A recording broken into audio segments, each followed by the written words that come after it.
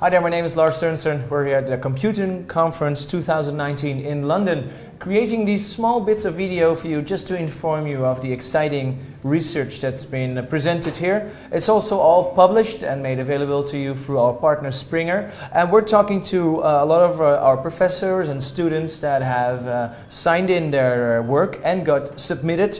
We have a very high rate of papers coming in, and only 36% is accepted. We are very excited about the people that we have here. We're going to talk to AndrAs Telcs from Wigner, RCP, Hungary, connected associate professor to the Budapest University of Technology. That's a mouthful of introduction. Just to start off, asking you, how's been your conference experience so far?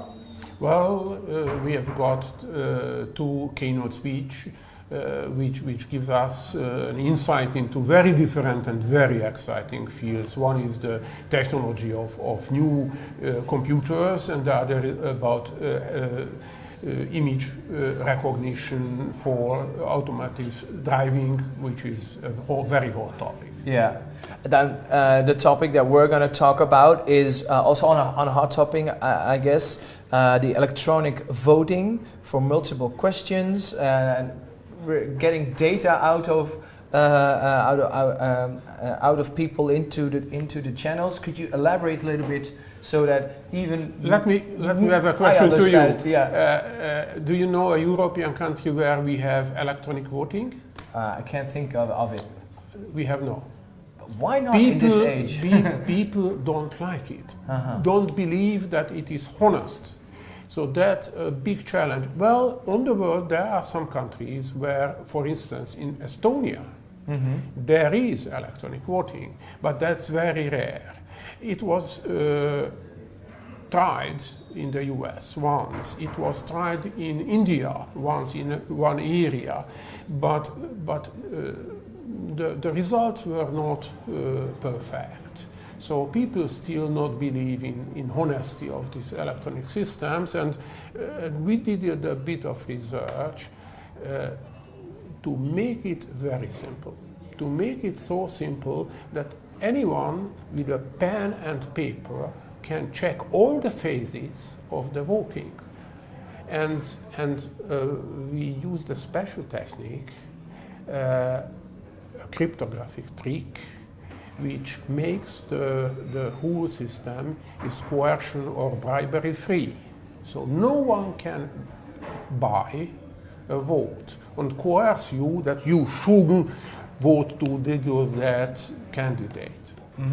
So, because I guess that's why a lot of countries are not doing it, because they're worried about the current systems, the current organization that could manipulate an electronic voting system. Absolutely. Now we have a system in which, from the very beginning, everything is transparent. Even we can shout our voting open, and no one can alter, no one can modify, no one can find out what is our real voting. So the privacy is also perfectly secured. I can imagine that as you're doing this research, there's this purpose that's driving you. Because is this from a sole belief that you think that we should move to digital voting? Well, frankly, we started the research just for fun. Having seen that there are interesting tools and interesting questions with respect of the voting systems. But now we are strongly believe that should be used to increase democracy and to be accessible to everyone. If you would be looking at the possibilities, that the technique, if people were to embrace it and to trust it, do you believe that it could even make that the outcome of certain votings would be different, because we could even access more? I beg your pardon, people. But I cannot forecast. So I don't know how the election would change. even you know that the penetration of computers and mobile phones is different from country to country, even from big cities to villages. So it takes time to adopt something, but I guess that's the way. Yeah, and is this also maybe the challenge? Because even you've done this research, and then the outcome is very promising. That the challenge is just the technical aspect for like the integration of mobile phones in people's life, or is this something that we could work around with by having separate hardware to do the electronic voting? Because almost no hardware, almost nothing is needed. So the background technology is very basic and almost trivial. So the whole methods can be performed even on paper. But of course, today, to speed up the procedure, it is better to do it on computers. But all the steps are transparent and easy to follow.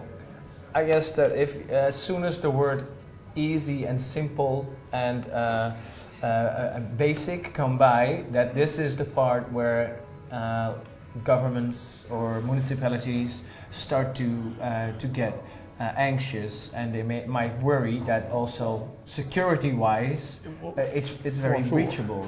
For sure. And now comes the question: how can we convince them? And how can we convince them? Well, it's a long way. So, well, I can present at a conference, and I do hope only that the audience will grab the main message quickly. But but they have a special mindset, and politicians and bureaucrats have another mindset and other interests. So I don't know. Maybe we need agents to help us to convey the message, to promote. Yes. That is because then could we say that this, would you call it a technique or this? Yeah, that's a voting system. It's a voting system. It's proven and it's on paper. On paper. On paper. Yeah. We have no testbed for that. Is there a way to create precedent for that, like to create a test? Well, even okay. So could you imagine that we have a small board of people? I can create an example or a test for them just using papers and the blackboard. So even no computer, no mobile phone needed to present, to demonstrate how it is working, and it is simple, it is straightforward for everyone. Still, it is not trivial if they absorb that. So it would be very hopeful for your cause and for this research that it gets embraced by a broad group of people that would help to implement this. So obviously you have the. Did you do your presentation already, or no, is it scheduled for later on? Come tomorrow. Okay. So what do you hope that the reactions would be from the audience? Well, the best would be to have questions which teach us what are the weak points, or what are the points people not grab immediately. Since both are crucial for the tune-up of the method. Yeah. Well, we certainly hope that that happens for you. Otherwise, are you having a good time with us? Are you enjoying the conference? For sure. Yeah? What makes it worth traveling here for you? Oh, yeah. Okay, so I guess the atmosphere of the conference is very special. People are very friendly, very open, and, of course, eager to share ideas. Good to hear that. Thank you so much for being with us. Thank you. AndrAs Telcs from Budapest. From Budapest. Thank you so much. Did you like this video? Good. Don't forget to put your thumbs up, subscribe to the channel, And even better, don't keep it to yourself, but share it with your network. Let's get this research work out in a broad way. We have more videos for you. Obviously, we also love to meet you personally at one of our conferences. Check out the website for upcoming events. Hopefully, we meet you there.